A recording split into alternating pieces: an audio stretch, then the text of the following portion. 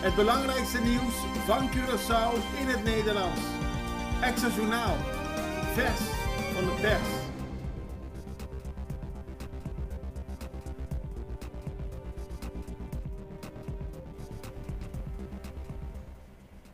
Welkom bij Extra Journaal. Fijn dat u weer kijkt. We hebben het belangrijkste nieuws uit Curaçao en de omringende eilanden op een rijtje voor u gezet. Die gaan we nu presenteren, zodat u op de hoogte bent van alles wat zich hier afspeelt. Na de reclame zullen we ook wat aandacht hebben voor andere zaken, waaronder honkbal. En dat is altijd interessant. Laten we beginnen met het belangrijkste nieuws. CMC stapt naar de rechter. Dat heeft de directeur van het CMC, Gilbert Martina, gisteren bekendgemaakt. Zoals bekend is er een spanning tussen enerzijds de specialisten die werkzaam zijn in het ziekenhuis en anderzijds de minister van Gezondheidszorg. De specialisten willen namelijk dat er een uitzondering wordt gemaakt voor hen voor wat betreft de wet normering topinkomens. Kort gezegd, ze willen meer verdienen dan dadelijk via die wet mogelijk is. Het CMC staat achter de specialisten en gaat naar de rechter toe om op die manier ervoor te zorgen dat de specialisten die uitzonderingspositie zullen krijgen. Wat de uitkomst is van de stap naar de rechter is nog niet bekend. De specialisten lieten weten dat ze weer aan de slag gaan omdat het CMC nu daadwerkelijk naar de rechter stapt. Eerder deze week lieten ze weten dat ze zouden vergaderen onder werktijd en dat had weer gevolgen voor de operaties.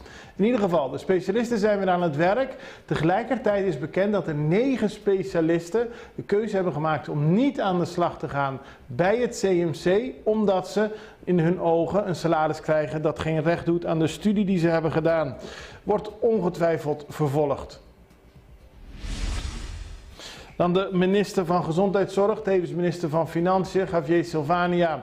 Hij sprak gisteren in het parlement niet direct over deze situatie, maar wel over zijn werk van de afgelopen jaren. Toen ik kwam, zat er geen geld in het laadje van de overheid. Inmiddels, en hij is zoals u weet meer dan 2 jaar bezig, is er voldoende geld binnengekomen. Volgens mij is hij nog bijna 2 jaar bezig in ieder geval. Er is voldoende geld binnengekomen, bijna 2 miljard.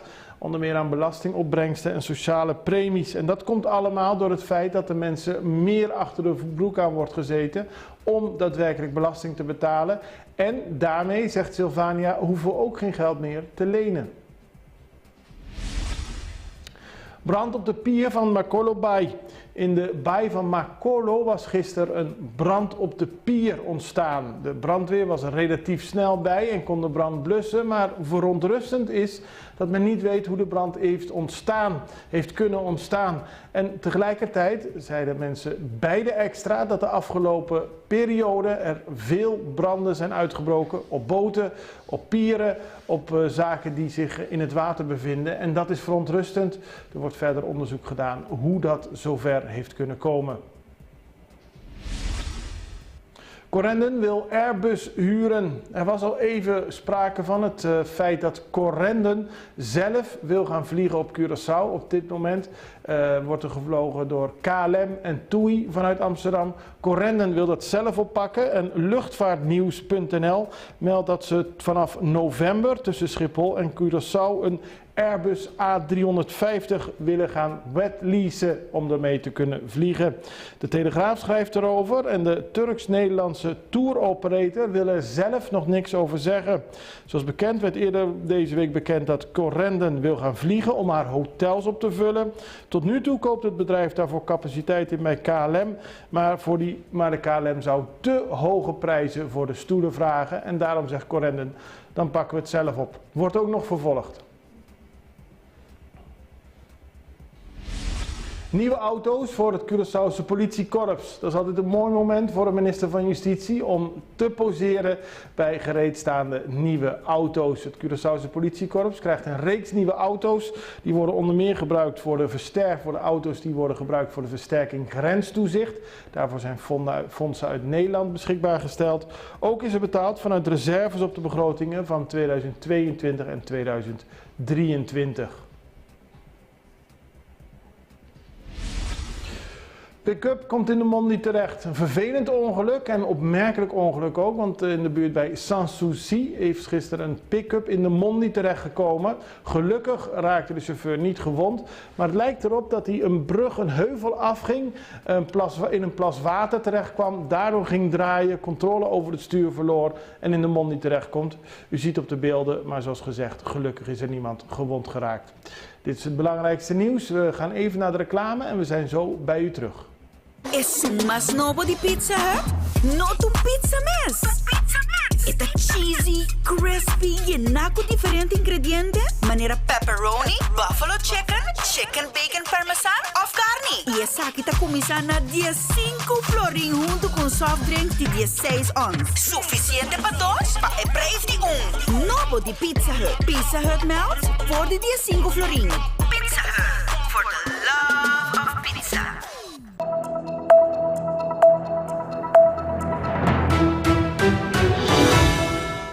Zoals aangegeven in het nieuws hiervoor gaat de CMC, niet de MCW, de CMC, een stap maken naar de rechter.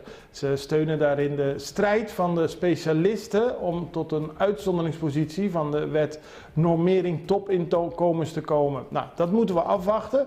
Aan Gilbert Martina stelden wij echter de vraag of deze situatie gevolgen zou hebben voor de zorg en bijvoorbeeld ook voor verdere annulering van operaties. Wat zijn de consequenties voor de patiënten? Zo vroegen we Gilbert Martina. Natuurlijk weten we niet wat de uitslag van de rechtszaak zal zijn.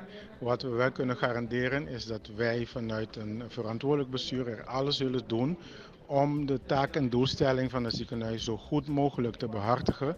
En die taak is toegankelijkheid, die taak is continuïteit en die taak is kwaliteit van de zorg. En omdat met name toegankelijkheid, continuïteit en kwaliteit van de zorg nu in het geding komen door deze landsverordening, hebben we de stap genomen naar het gerecht om het gerecht te verzoeken uitspraak te geven hieromtrent.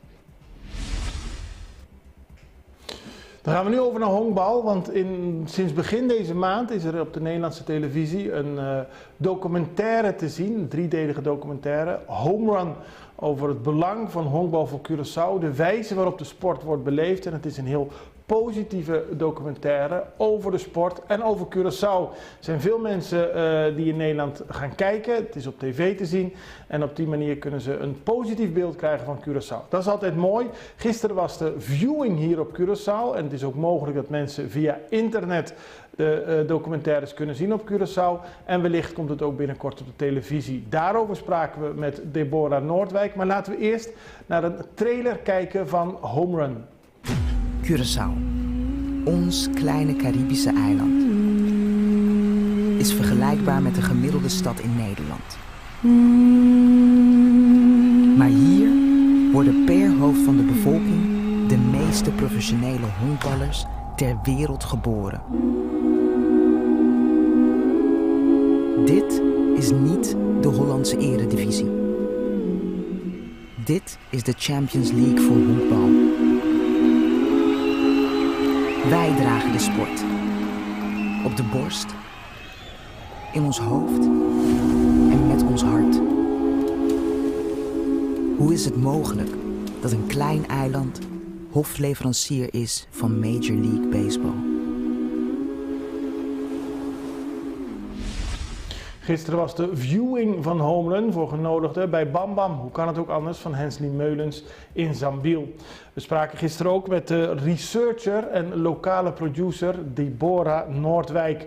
We vroegen haar wat de reacties tot nu toe, vooral vanuit Nederland zijn en hier op Curaçao over deze documentaire.